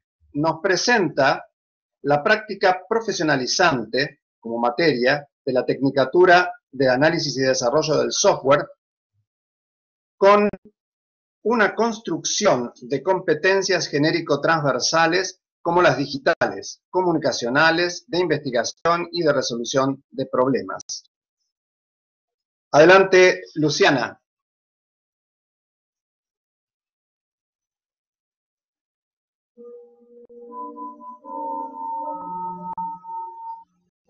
Si te parece, Alejandro, damos espacio para Daniel más adelante, pero a Luciana no sé qué le pudo haber pasado ahora. Hola. La tenemos ahora. Muy bien. ¿Escuchamos? Sí, Luciana. Adelante, Luciana. Sí, ¿qué tal? Buenos días, ¿cómo va a todos? Bueno, el propósito de la presentación tiene que ver con, como bien decía Roberto recién, presentar una experiencia que está vinculada justamente a la práctica profesionalizante, que es una asignatura del segundo año de la carrera de la Tecnicatura en Análisis y Desarrollo de Software, y que, aborda casos de estudio que están vinculados a problemas sociocomunitarios. Esta modalidad de trabajo, digamos, a través de proyectos que dan solución a ese tipo de problemas, se comenzó a realizar hace aproximadamente 5 años, y bueno, parte de la experiencia tiene que ver con que, bueno, en la carrera, tiene que ver con sobrepasar el reduccionismo de que la carrera esté vinculada solamente a los temas de programación, sino también por ahí al abordaje un poco más amplio desde el pensamiento computacional. Y por eso se ponen en juego conceptos como, por ejemplo, puede ser la abstracción y la generalización al momento de formular el problema sociocomunitario que se quiere resolver a través de un enfoque sistémico. Por otro lado, realizar la actividad, ¿no?, de modelado y descomposición. En este caso sería a través de un diseño orientado a objeto, con una técnica como un lenguaje de modelado unificado, UML, que es un término muy específico, ¿no?, de la carrera, pero que es el que utilizamos en la experiencia esta. También analizar procesos de datos, analizar procesos y datos, digamos, vinculados al problema que se quiere solucionar. Y bueno, y después por último, abordar la programación como parte del pensamiento computacional, pero no como algo específico, digamos, que le da eje al espacio, sino que lo que le da eje al espacio es el pensamiento computacional y no la programación. Lo interesante de la propuesta es que el abordaje a través de los proyectos lo que genera es no solamente un desarrollo de competencias específicas, sino también transversales, como puede ser, por ejemplo, las competencias digitales, de investigación, de oralidad también, las comunicacionales, que se ponen en juego al final de la experiencia, cuando al final del año, como va a pasar ahora dentro de un mes, se exponen esos trabajos y esos proyectos solución en instancias de trabajo, como son jornadas que organizamos o workshops, y este año se van a hacer virtuales, bueno, dada la situación de pandemia, y también importante mencionar que la experiencia se trabaja de manera extendida, es decir, utilizando la metodología de aula extendida o virtualizada como forma de trabajo, digamos, presencial complementada con la virtualidad. La forma, claro, o sea, la forma presencial, digamos, complementada con la virtual, quise decir, a través de un entorno virtual de enseñanza-aprendizaje institucional, que nos permite, digamos, hacer de soporte a la experiencia, y que los alumnos, digamos, tengan una continuidad en el proyecto, participen de la clase presencial o no. Bueno, ese sería digamos, el relato de la experiencia, y como eje fundamental es, bueno, justamente el tema de desarrollar el pensamiento computacional, abordando problemas cercanos y contextualizados a los alumnos, puesto que ellos son los que lo eligen, y trabajarlos, digamos, con la mayor cantidad de saberes vinculados a las carreras y a saberes previos que ellos tienen. Bueno, muchas gracias. Gracias a vos, Luciana. Seguimos adelante. Hay varios puntos de contacto de tu trabajo con el trabajo anterior, y tal vez desde perspectivas distintas, ¿no? Justamente desde las dos carreras en los extremos del tema. Seguimos ahora entonces con herramientas pedagógicas digitales para la enseñanza del Holocausto. Está con Romina Markdorf y Tomás Mojo, voces de la Ciudad Autónoma de Buenos Aires, Argentina. Adelante, Romina. Hola, ¿qué tal? Bueno, buenos días para todos. ¿Se escucha bien? ¿Todo bien? ¿Sí? Ok, sigo. Perfecto. Gracias. Tomás no se está pudiendo conectar, está con problemas de señal, de internet, esas cosas que suelen pasar en estos nuevos tiempos. Les cuento un poco, yo soy profesora, licenciada en Ciencias de la Comunicación, y él es abogado, especialista en genocidios y derechos humanos. Hace 2 años empezamos con esto que es Proyecto Voces, que es rescatar las voces perdidas o calladas del Holocausto y traerlas de otra manera. ¿Qué nos pasó? Que empezamos primero, obviamente, a dar clases presenciales, tanto en colegios como a alumnos, como a profesores, perdón, pero después con la pandemia nos tuvimos que transformar. Y en esta transformación aprendimos mucho también. ¿Por qué digo esto? Porque cuando uno empieza a hablar del holocausto y la Shoah, muchas veces lo que nos pasaba es que nos decían, uy, otra vez vas a hablarnos de esto es muy triste, no queremos escuchar. Entonces lo que tuvimos que empezar a ver el vacío que había y cómo se pueden utilizar las TICs, las nuevas tecnologías, en la enseñanza y la transmisión de la Shoah. Que muchos dicen, no, pero ¿cómo vas a enseñar con tecnología? Sí, exactamente, las TICs vienen a ayudarnos y vienen a acercarnos muchísimo más. ¿Por qué es que digo esto? Nosotros resaltamos algunas de las tecnologías que son las más utilizadas o las que son más fáciles para utilizar para los profesores.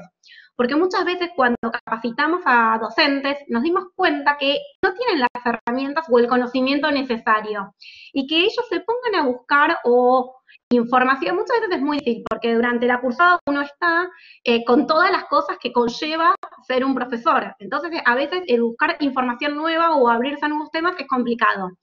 Entonces está bueno cuando uno conoce las diferentes TICs que existen. Por ejemplo, el uso de las redes sociales, tanto de Facebook como Instagram, es muy utilizado, ¿sí?, por diferentes instituciones o mismo por nosotros. Nosotros tenemos una red, tenemos un Facebook y un Instagram en el cual subimos información. Esto sirve también para entender, ¿sí?, que la Shoah, que el holocausto, es un tema vigente.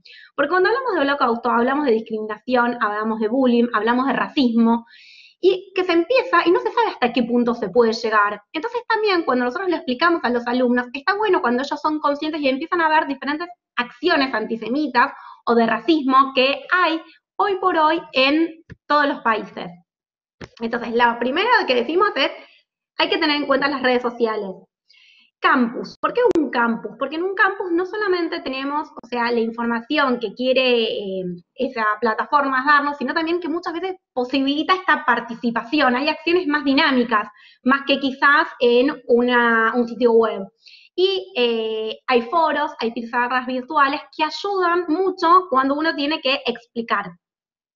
También rescatamos plataformas interactivas. ¿Por qué hablamos de plataformas interactivas? Porque hoy por hoy son fundamentales. ¿A qué podemos hacer referencia? Podemos hacer referencia a YouTube, a Netflix, a Spotify, a TikTok. ¿Por qué? Porque a partir de estas diferentes plataformas que nosotros decidimos rescatar, ¿sí?, podemos ver películas basadas en el holocausto, que hay algunas muy buenas y muy interesantes para ver. Netflix, sí, hoy por hoy también trae películas. YouTube no solamente tenemos películas, sino tenemos muchos testimonios o videos que se hicieron. Pero, como siempre decimos, hay que tener en cuenta también la fuente que genera todos esos contenidos, ¿sí? Siempre hay que ir a las fuentes más confiables, sea Yad Vashem, sea Museo del Holocausto de Argentina, de Washington, o diferentes páginas que después nosotros vamos a dejar un dossier con información. También nos parece muy interesante, ¿sí?, justamente como lamentablemente la mayoría de los sobrevivientes están falleciendo, muchos museos están utilizando lo que son los hologramas. Los hologramas son, la gran mayoría sabrán, sí, es como la figura de una persona, o sea, no está la persona, está su holograma, pero este holograma responde a preguntas. ¿Qué quiere decir? Se le carga previamente información, entonces el visitante que va al museo interactúa con este sobreviviente.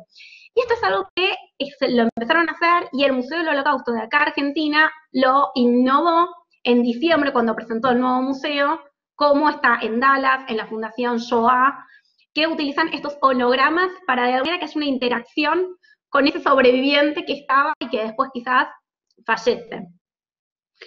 También queremos rescatar las visitas virtuales. ¿Por qué? Porque al momento de uno dar una clase o conferencia o lo que fuera, las visitas virtuales son fundamentales. Desde Google Maps para recorrer el lugar, así como las diferentes visitas a museos y a memoriales. Porque cuando uno lleva a sus alumnos, porque quizás a Auschwitz no puede viajar, pero uno le cuenta qué es y hace esa visita, lo pueden entender aún mejor, lo ven, lo presencian de alguna manera. Esto que muchas veces se distancia, te hace que las circunstancias estén más cerca. Por Google Maps se puede ir a Varsovia, por ejemplo, y ver qué quedó del gueto o no. Entonces creemos que las tecnologías hay que utilizarlas, que nos ayudan un montón y que no hay que tener miedo a estas tecnologías, simplemente sí, lo que siempre rescatamos, hay que saber qué fuente de información utilizar. Eso es lo que queríamos presentar. Muchas gracias a todos y ahora dejo el dossier con información y si nos quieren ver lo que nosotros hacemos, también el Facebook y el Instagram.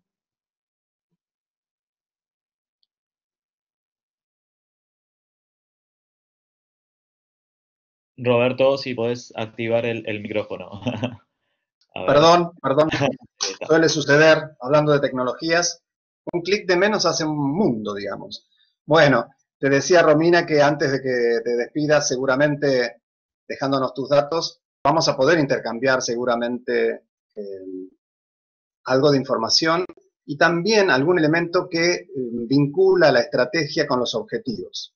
Pero vamos a darle espacio, si es que está, yo no lo vi, a ver, Alejandro, si me das una mano, a Daniel. No lo vi en el último momento en el listado, me parece que... No está presente, al final. Estaba, en su momento sí estuvo, pero ahora no está. De todos modos, la semblanza, rápidamente leo, era Daniel Moraga de la Universidad de Tarapacá, de Arica, Chile, y él decía que las estrategias instruccionales de aprendizaje basado en equipos, o TBL, son consideradas entre las 3 de mayor efectividad para lograr aprendizaje activo y participativo. TBL representa un aula invertida, estructurada, que concluye en la lectura previa, quizás de la entrada individual y grupal, una mini clase de actividades de explicación. En condiciones de docencia online, se hace difícil lograr la retroalimentación inmediata de las TBL, con asignación parcial de puntos en el trabajo grupal. Pero en esta presentación, la que realmente no pudimos disfrutar, se muestra o se mostraba un nuevo software que permite conducir efectivamente esas TBL online con todos sus pasos y sus ejemplos prácticos. De todos modos, nosotros tenemos los datos como para si alguno de ustedes tiene interés en profundizar este tema que no hemos podido escuchar. Bueno, ahora sí, nos quedan sabrosísimos 45 minutos, bueno, digamos 40 minutos para poder conversar. Escucho o leo en el chat, mejor dicho, las presentaciones o las preguntas posibles, y a los que hicieron ponencias, si tienen alguna pregunta o algún comentario para hacer al resto de los ponentes, levantamos la mano y vamos dando autorización para hablar, para hacerlo de una manera prolija. Así que, bueno, ponentes pueden levantar la mano, participantes o escuchas pueden hacerlo a través del chat. Adelante.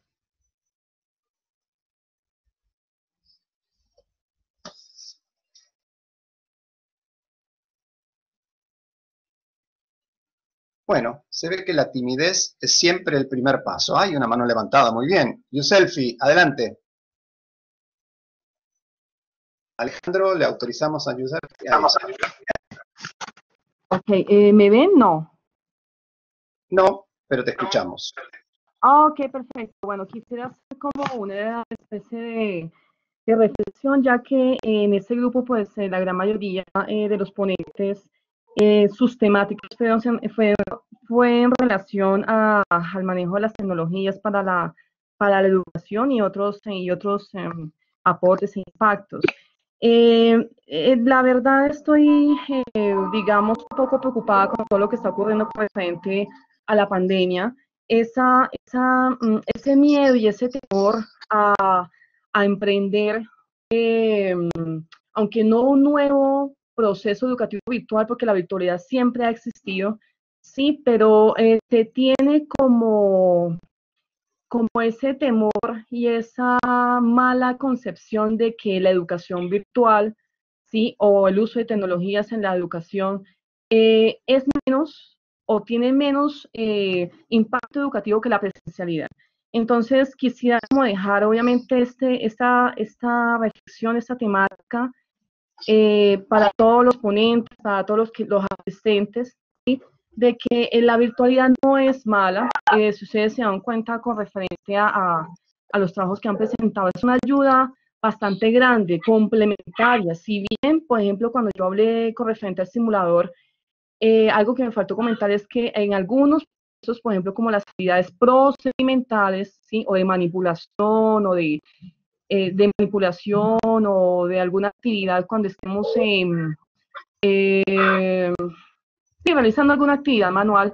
Si bien la virtualidad a veces es un poco compleja utilizarla para el aprendizaje porque no puede ser netamente o 100% virtual, sino que igual se necesita el acompañamiento del docente, tampoco tiene esos aspectos negativos que de pronto muchos estudiantes y muchos docentes de pronto no han querido aceptar.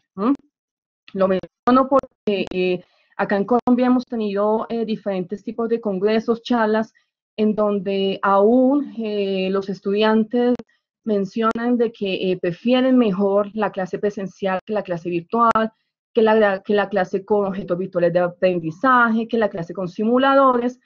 Entonces, todavía en Latinoamérica, porque, bueno, hace poco estuve también en un congreso en donde en otros países también mencionaba, me gustaría saber si en los resto de países en Latinoamérica, con referente a la participación de algunos de los ponentes que quiera de pronto contestarme, si esa percepción también es igual, sí, ya que estamos hablando en esta temática que es de aporte o aplicación de las TICs en la educación, si se percibe lo mismo. Como ese temor al cambio, como esa incertidumbre, como ese temor a de pronto trabajar la virtualidad con herramientas TIC, siguen como con esa mentalidad de que es mejor la presencialidad. Ahora bien, con referente a a una de las frases que mencionó uno de los ponentes con referente a los nativos digitales, tengo la misma percepción. Cuando yo hice mi trabajo con el proyecto con referente al simulador de campo microscópico y ahorita estamos trabajando la virtualidad, las clases remotas por la pandemia, he notado eso. Realmente son nativos digitales porque la verdad he percibido, al igual que mis compañeros de trabajo, que los estudiantes no manejan realmente las herramientas digitales a la perfección como uno lo tenía pensado. Antes, al contrario, ellos, uno tiene que inclusive ir de la mano explicándoles porque se enredan un poco y están todavía acostumbrados. Yo creo que debe ser también desde la educación de colegio que vienen acostumbrados a que el profesor les haga absolutamente todo. Más bien, inclusive esta misma reflexión también la hicimos en un congreso acá en Colombia, que más bien, en vez de ser nativos digitales, parecía que fueran más bien nativos de redes sociales, ¿sí? Eso sí, la parte de redes sociales la maneja muy bien, con otras diferentes redes sociales, pero realmente son nativos digitales, entonces digamos que quería como aportar esta reflexión, ya que esta temática del día de hoy es obviamente la implementación de TICs y de diferentes tipos de herramientas para los procesos educativos. Y pues pongo a la mesa este tema por si lo quieren trabajar ahorita en forma de debate o si todos están de acuerdo, si alguno tiene algún... Bueno, perfecto. Tenemos aquí, en realidad, el primero de los temas para conversar. Si alguno quiere responderle, puede levantar la mano y lo hacemos. Mi percepción como respuesta, que por cierto siempre pido que las respuestas y las participaciones sean breves, ¿no es cierto? Porque así permitimos que el resto de la gente también pueda poner su opinión. Yo diría, a lo largo de las ponencias de esta comisión no ha habido claramente un dilema entre tecnologías sí o tecnologías no. Yo diría que no, claramente no. Entonces esa sería la respuesta a la pregunta, al menos primigenia, de recién. Sin embargo, porque siempre hay un pero, me gustaría escuchar la voz de Lourdes Morán, que en algún momento dijo que partía de la percepción de que la complejidad de análisis era reservada para la presencialidad y liberaba una, digamos, complejidad más liviana, más ligera, más sencilla para el trabajo online. Si puede explayarse un poquito más sobre este tema y luego tengo alguna otra preguntita más. ¿Estás por allí, Lourdes? Sí, sí, estoy acá. Activo solo Adelante. el micrófono por una cuestión de ancho de banda, Perfecto. porque tengo poca señal. Sí, en Perfecto. realidad parto del concepto de aula invertida.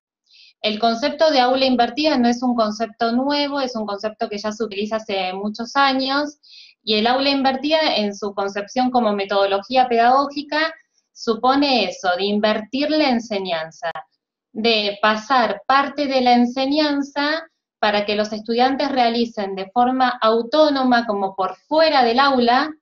El concepto de aula invertida no nace con las tecnologías, sino que nace en forma anterior, o sea que decía que básicamente era que los estudiantes realizaran parte del trabajo académico en sus casas, ¿sí? Sin mencionar las tecnologías, en primera instancia en sus hogares, con asistencia de sus padres, de las familias o quienes pudieran asistirlos, y otra parte del trabajo académico en la escuela. Así surge el concepto.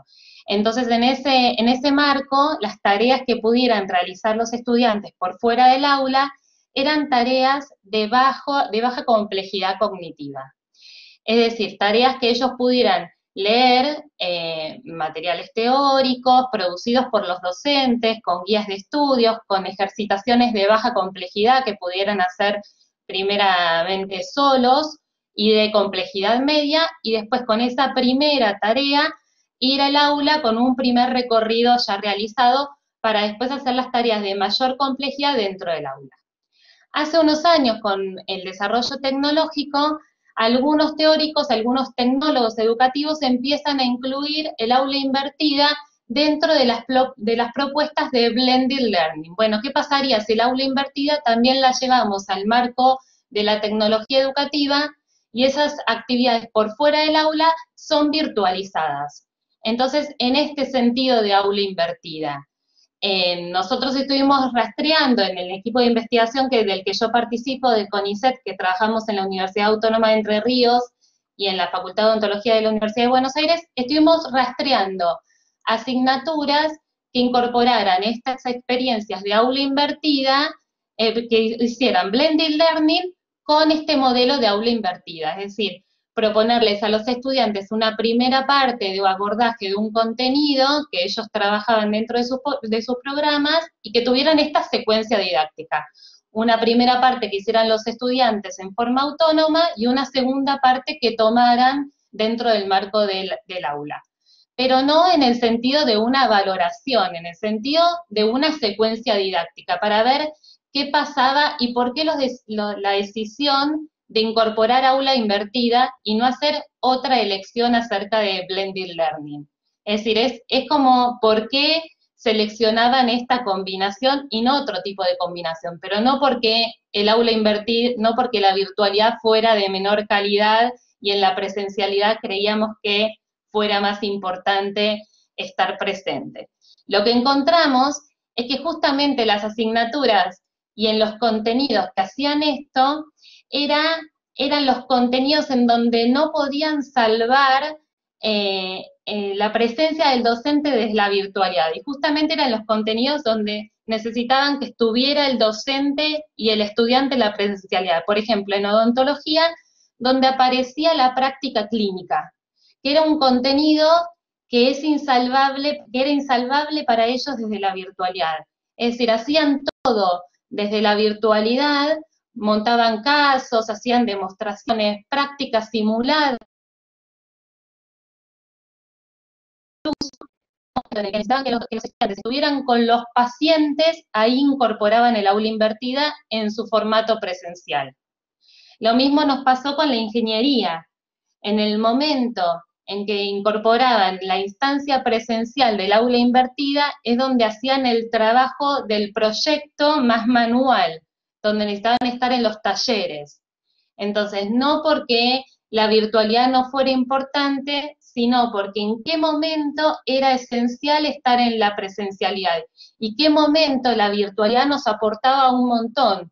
Por ejemplo, los docentes destacaron que a través de la virtualidad los estudiantes podían hacer sus propios trayectos y sus recorridos formativos. Y entonces destacaban que los estudiantes podían tener muchas alternativas de recorridos, hicieron hipertextos, hicieron hiperrecorridos de sus trayectos, y en ese sentido hubo mucha diversidad y mucha variedad que ellos destacaron como muy potente.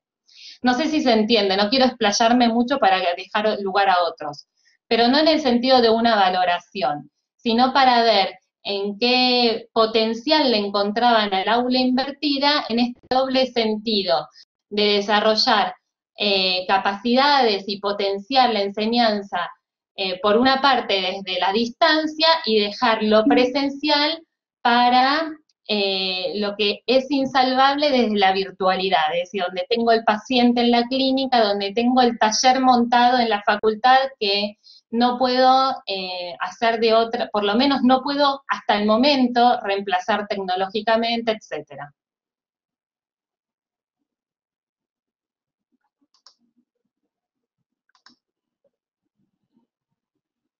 Hola, hola. Que va a trabajar sin cámara para aprovechar el ancho de banda y lamentablemente, sí, ¿no se me escucha? ¿Se me escucha? Sí, sí, ahora sí. ¿Se escuchó? Les decía que ahora voy a trabajar sin cámara. Bueno, perfecto. Sí, sí, se escuchó. Yo me perdí una parte porque también perdí señal, o sea que por eso también ancho de banda.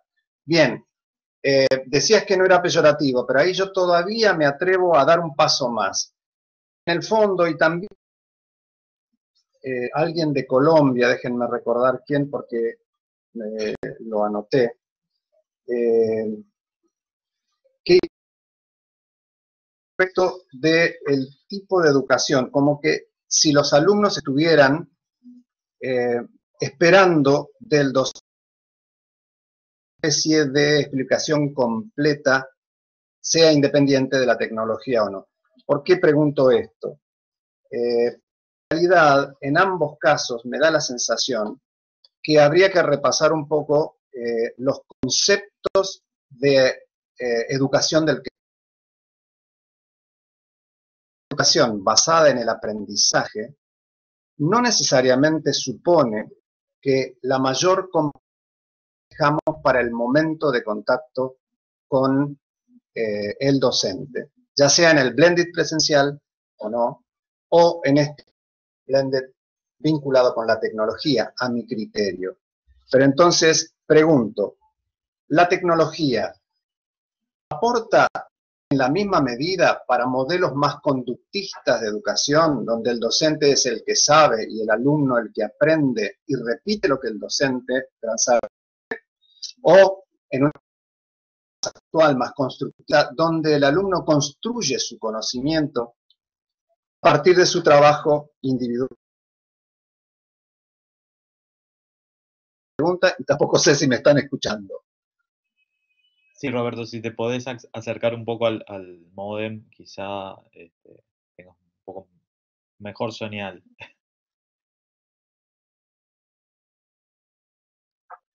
Estoy con de señal. Bueno, si se entiende entonces, les decía esta suerte. Se escucha entrecortado, me dicen, lamento muchísimo. No sé cómo resolverlo, en realidad. Ahora se escucha bien, pero bueno. Pero siempre, bueno, la creatividad, por otra parte, es inagotable. Bueno, entonces, por ahí mejoró por sí sola. Se ve que en la comisión está Bill Gates incorporado, haciendo su aporte, mejorando las conexiones de la red. Bueno, vuelvo a la pregunta si no se entendió. En realidad, más que pregunta, fue una reflexión.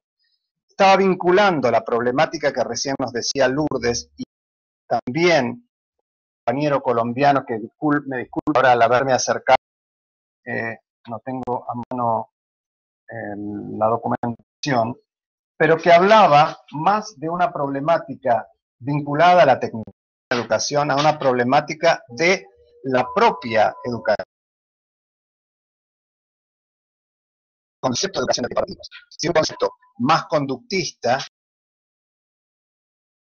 recibe del docente, que es el que conoce el conocimiento, o uno más conductista, donde construye el conocimiento a partir de su propia aprendizaje. De ser así, vuelvo sobre los dos que comentaron, fundamentalmente aquellos trabajos que se refirieron a lo lúdico, ¿no? Porque yo creo que acá está la diferencia. Con lo cual mi pregunta era, de acuerdo al modelo de educación que tenemos, ¿existe una diferencia en el aprovechamiento de la... ¿Se comprende? O sea, en una escuela conductiva, una versión conductista de la educación, ¿es lo mismo usar la tecnología de tipo constructivista? Si podés, Roberto, por ahí escribirla por el chat, la pregunta. ¿Me escuchás? Si estás teniendo inconvenientes. Sí, te escucho, dame un minuto. Sí.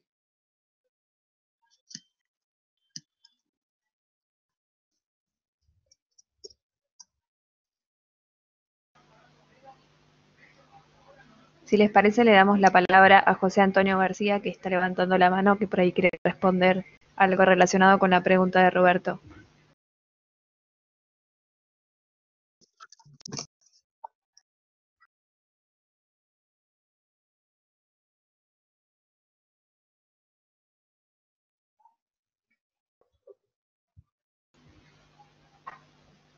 José, ¿quisieras hacer algún aporte?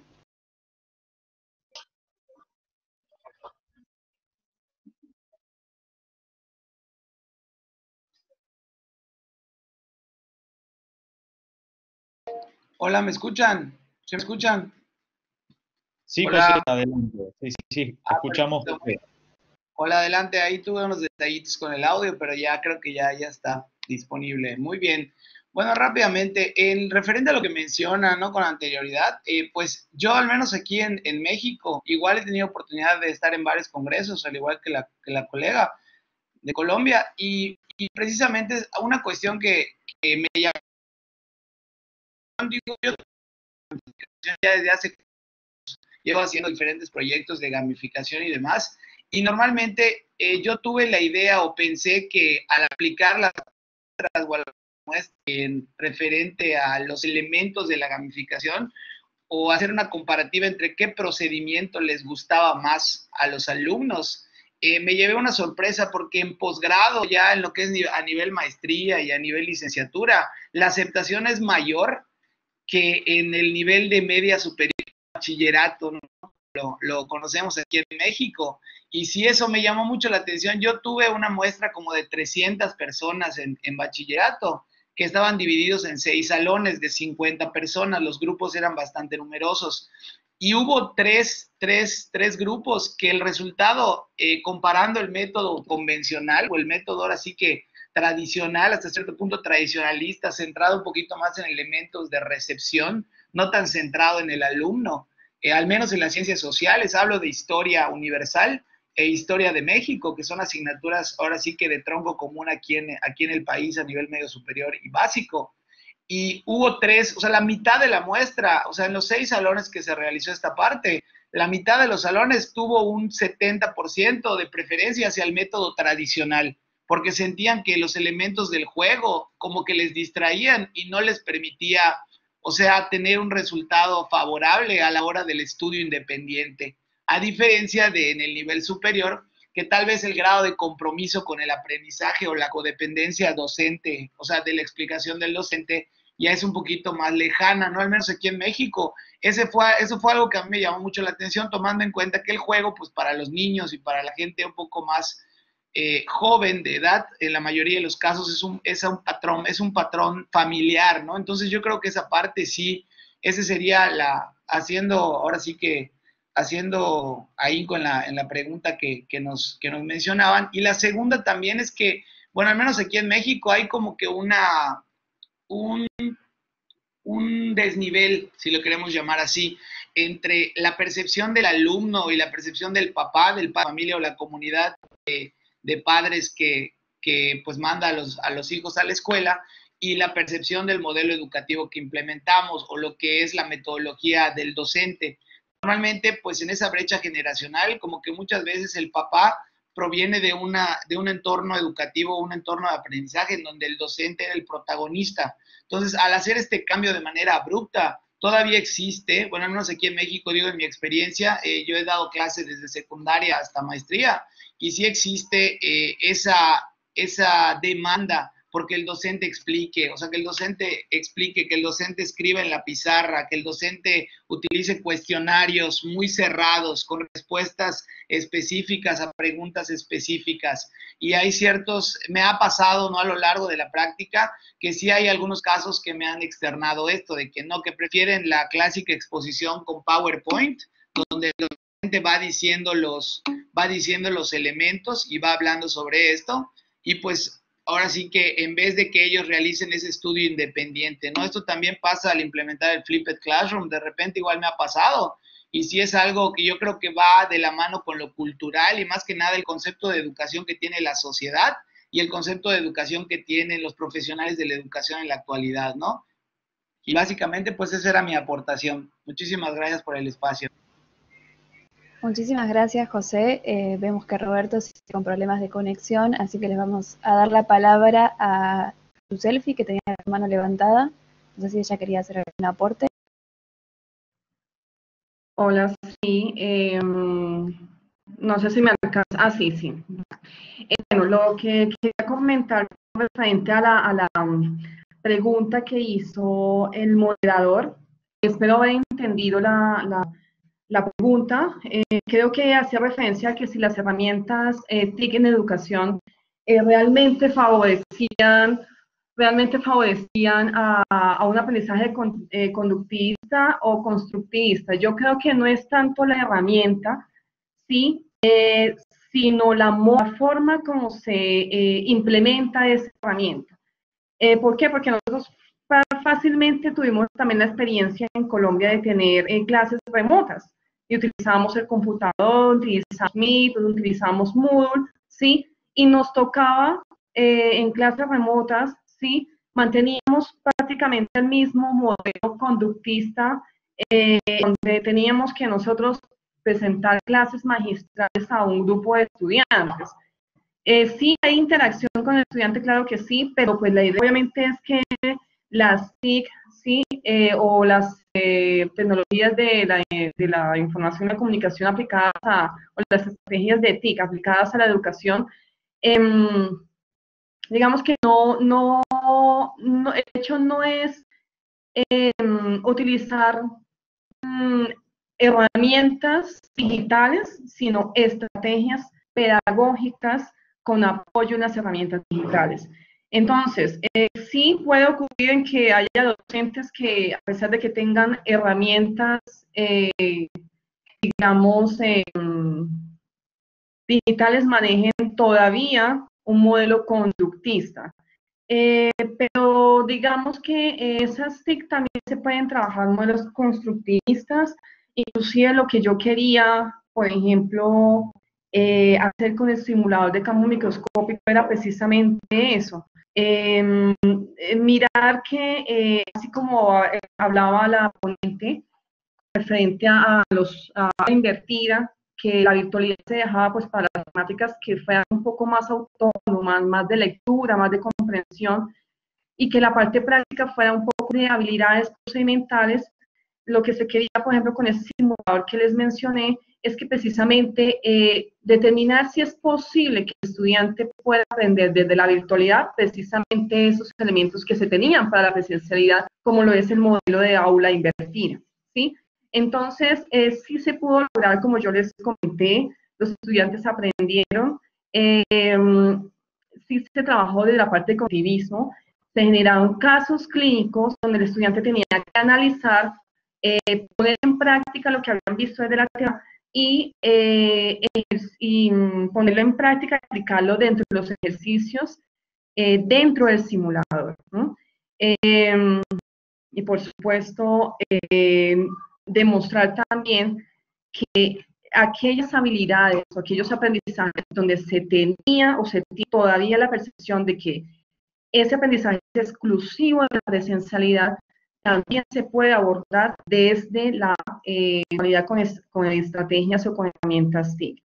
Ahora bien, una de las conclusiones que se trabajó o que se tuvo con ese trabajo, con ese simulador de campo microscópico, es que reconocemos que todavía, ¿sí?, hay mucho campo por recorrer en ese centro de generar aprendizaje de habilidades procedimentales de la virtualidad, porque los estudiantes ellos mismos no se sabe si es por la percepción que tienen o por el temor o por ese cambio de chip que mencionaba el ponente de México, ese temor de que quieren tener siempre el docente al lado para poder aprender, ¿sí? Entonces ellos manifestaban eso.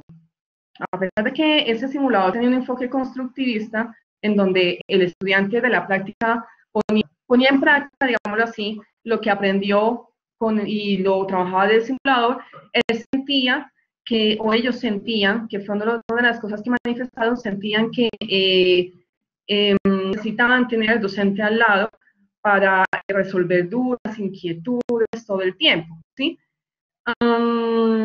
Pero que fue un primer paso que dimos para demostrar que esas habilidades, o que lo que es esta compañera con referente al aula invertida, que esas habilidades un poco más complejas de aprender, que no fueran solamente exclusivas de la presencial, que se dejaba lo más sencillo para la virtualidad, sino que queríamos mostrar eso, que también la parte de habilidades un poco complejas para aprender también se podía trabajar un poco desde la virtualidad. Entonces, espero haber respondido la pregunta del moderador con referente a las dos modelos pedagógicos conductistas y constructistas desde las TIC.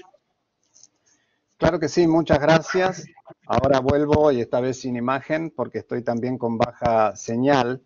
Y quisiera aquí incorporar en la reflexión un tema que tiene que ver con la edad de quien aprende, ¿no? Porque una cosa es la virtualidad y el constructivismo en términos de aprendizaje universitario, y otra cuando estamos en la escuela primaria, la escuela básica, ¿no? Yo creo que también allí hay un condimento más. Pero antes de seguir escuchando nuevas participaciones, quisiera incorporar dos elementos. Uno, por ejemplo, dirigido especialmente a Mario Corrales Serrano, a José Antonio García y a Luisina Macarena y Sergio, que vincularon mucho el tema lúdico con el tema de la virtualidad y las tecnologías. Yo diría, si alguno puede comentar puntualmente cuál es, digamos, el diferencial que aporta el juego en este tema de la virtualidad y la tecnología referido a la educación. Es decir, es un tema motivacional, es un tema que incorpora un camino de conocimiento distinto. Adelante, José, te escuchamos. Hola, ¿qué tal? Bueno, en lo personal yo trato de hacer esos estudios, digo ya a través del tiempo, tanto virtual como presencial cuando lo fue en su momento, y estuve revisando ese apartado. El elemento que destaca muchas veces, siendo un poco románticos, a veces decimos, siendo muy, ahora sí que en este aspecto, de la vista nace el amor. Muchas veces, por ejemplo, la captura de atención es fundamental para la asociación de los conceptos y la generación del aprendizaje. Esto hablando de manera neural. También si nos vamos un poquito a la neurodidáctica, podemos darnos cuenta que esa primera impresión o esa parte de el obtener una imagen que te genere alguna asociación que dé un aprendizaje significativo interno, yo creo que este aspecto es fundamental, al menos en el aspecto de los juegos. ¿Sí? Al tú presentar la materia o presentar los contenidos temáticos con una interfaz común que viene siendo letras, un PowerPoint, un Prezi, que nada más lo que cambia es la dinámica de la explicación, pero en realidad es una transición continua y pues muy parecida a la que hace PowerPoint únicamente por los efectos que tiene, ¿sí? Entonces, por ejemplo, esta presentación, o sea, esta cuestión de mostrar el material como algo diferente, los elementos que destacan en los estudios ahora sí que he realizado, detonan primero eso, ¿no? La presentación. La presentación es lo que ellos me mencionan que llama mucho la atención, y al tener atención mejora pues la obtención del aprendizaje. La segunda que destacan ellos es el reto. como tú lo planteas a través de misiones. Entonces lo que se trata de hacer es dosificar los aprendizajes esperados por medio de retos o misiones que te logren o que, bueno, que permitan que el alumno logre estructurar esto de manera correlativa. O sea, no viendo el proceso como algo segmentado, sino más que nada como algo alineado, ¿no? Que permita profundizar en el aprendizaje que se desea obtener.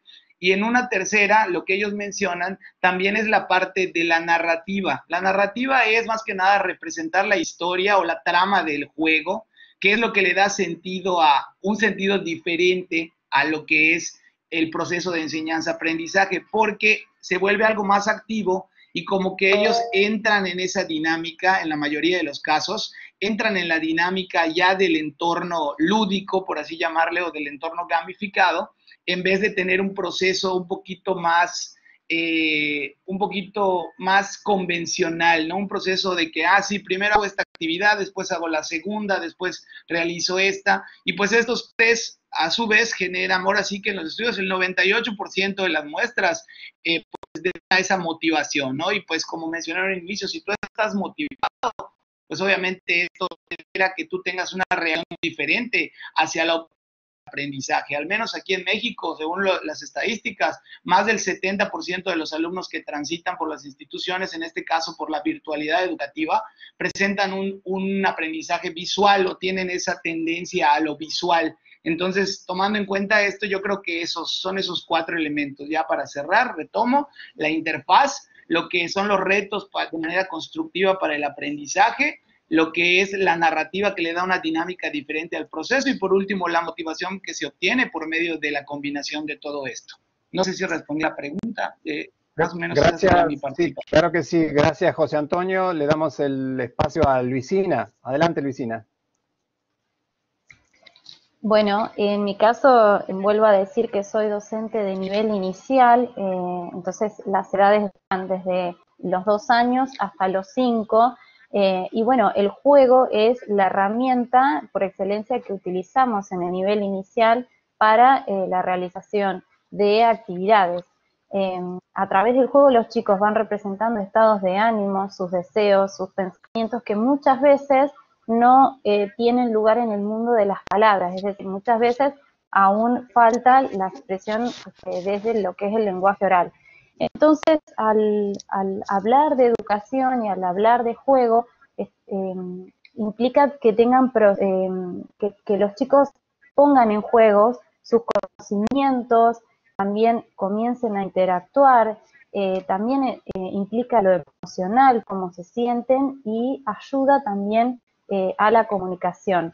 Entonces, en esta experiencia de Conectados por San Martín, lo que queríamos acercar es eso, ¿no? La historia a través del juego, donde no solo los chicos iban a conocer aspectos sobre San Martín y demás, sino también fortalecer lo que ellos traen desde sus hogares, nosotros también, digamos, ampliar y enriquecer lo que ellos tienen, sistematizar esos conocimientos, que también hemos notado que luego de este tipo de experiencias se han puesto, digamos, en discusión ciertos saberes que los adultos tenían con respecto a cómo ellos aprendieron la historia y los saberes que ellos habían construido a través de los juegos y de las propuestas que habíamos implementado en esa semana de juegos sanmartinianos. Entonces se iniciaba así un debate entre los conocimientos que adquirían los alumnos, los que habían aprendido de los papás, y bueno, nosotros como docentes mediando entre eso. Entonces, para mí el juego, y como docente de mi nivel inicial, es una herramienta, es una estrategia también importante y que permite poner en valor a la primera infancia. Los chicos a través del juego aprenden muchísimo. De hecho, tuvimos una experiencia en la que pudimos ver a través de un video una ceremonia que se hace en Capital Federal, en Buenos Aires, donde se entrega una ofrenda floral en Plaza San Martín, con la presencia de 50 granaderos, que es el regimiento que crea San Martín. Y bueno, le envié al embajador de Argentina un audio de 7 minutos donde los alumnos contaban con detalle aspectos sobre la historia de San Martín, cómo ellos cuidarían a su país o representarían a su país para poner en evidencia todos los conocimientos y todos los saberes que ellos fueron construyendo, sistematizando y fortaleciendo a través de diferentes propuestas lúdicas. Así que para mí, no sé si contesta tu pregunta, el juego es una de las estrategias que no deberíamos dejar de utilizar en ninguna etapa de nuestra vida, ¿no? Muchas gracias, Luisina. Inclusive, fíjate que el nombre de este congreso, Interfaces, apunta, aunque a veces lo olvidamos, a la articulación entre dos niveles de la educación, el nivel secundario propiamente dicho, y el nivel...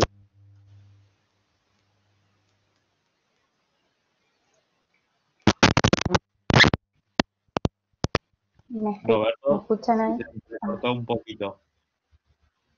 Claro, cuando él habla de la articulación entre niveles, la verdad que hemos realizado experiencias en Conectados por San Martín. En los turnos lo que hacíamos era crear grupos en los que estén los 3 niveles interactuando, ¿no? Porque había alumnos estudiantes de 15 años que quizás tienen hermanos, primos de otras edades, entonces era muy lindo pasar y ver por las diferentes postas de juego que íbamos ofreciendo, cómo entre ellos iban completando y fortaleciendo.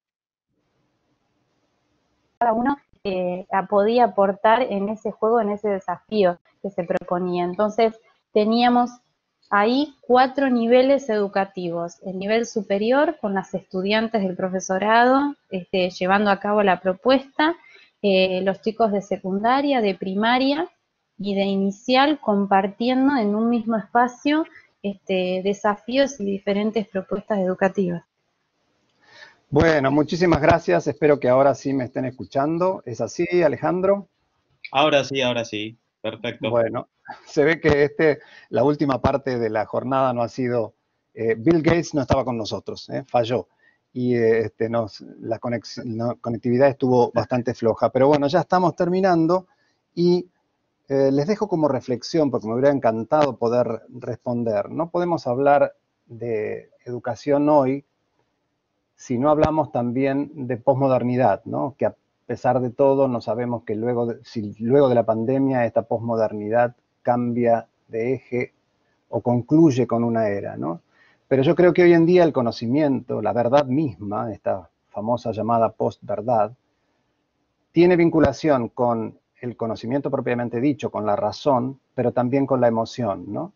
Entonces yo quería dejar como reflexión, pero incluso, si quieren, por supuesto, lo podemos seguir porque estamos en contacto, fundamentalmente a 2 personas, o 3, a Yuselfi, a Romina y a Rubén, con este tema. Fíjense, los 3 tomaron temas sensibles que refieren al conocimiento, a la razón, con la emoción. Por ejemplo, hablar del Holocausto en términos de estar frente a un holograma de un ser sufriente, no solo nos transmite conocimiento, nos transfiere claramente una emoción. Lo mismo que sucede cuando hablamos recién, ¿cuál es la diferencia entre estar a un microscopio real con movimiento, con las dificultades que eso significa y la emoción del logro, frente a estar a una imagen? ¿Y qué diferencia tiene, en términos de hermenéutica, esta construcción de sentido que nos diferencia para ver si realmente este tema de los nativos digitales son los que realmente aprovechan realmente estos mecanismos, no solo de transmisión de conocimiento, de construcción de conocimiento, sino también de elaboración y exploración de las emociones? Señores, ha sido un gusto para mí tenerlos, a pesar de mis idas y vueltas tecnológicas, involuntarias por supuesto, tenerlos en la comisión, así que les dejo un afectuoso saludo. A ver, Romina, te damos 30 segundos. A ver. 30 segundos nomás para hablar. Lo que me parece que es muy interesante lo que estás hablando acerca de la tecnología, cómo nos acerca, pero también el hecho de estar frente a un sobreviviente de verdad no es lo mismo que estar frente a un holograma. El tema y lo que se está haciendo es crear hologramas porque los sobrevivientes están falleciendo, entonces es por lo menos la posibilidad de poder interactuar como si estuviera vivo. Pero la verdad que el que tuvo alguna vez la posibilidad de estar frente a un sobreviviente, escucharlo, ver sus ojos, sus silencios, que él te mire, es diferente. Eso quería decir. Muchas gracias por todo. No, por supuesto, mucho para decir, pero bueno, el tiempo se acaba y creo que eso es lo bueno, ¿no? El tiempo se acaba y nos deja el gusto a poco para volver. Por lo pronto, si no quieren antes, el año que viene en el próximo Interfaces 9. Un abrazo y un beso para todos y todas en cualquier lugar del mundo en el que se encuentren.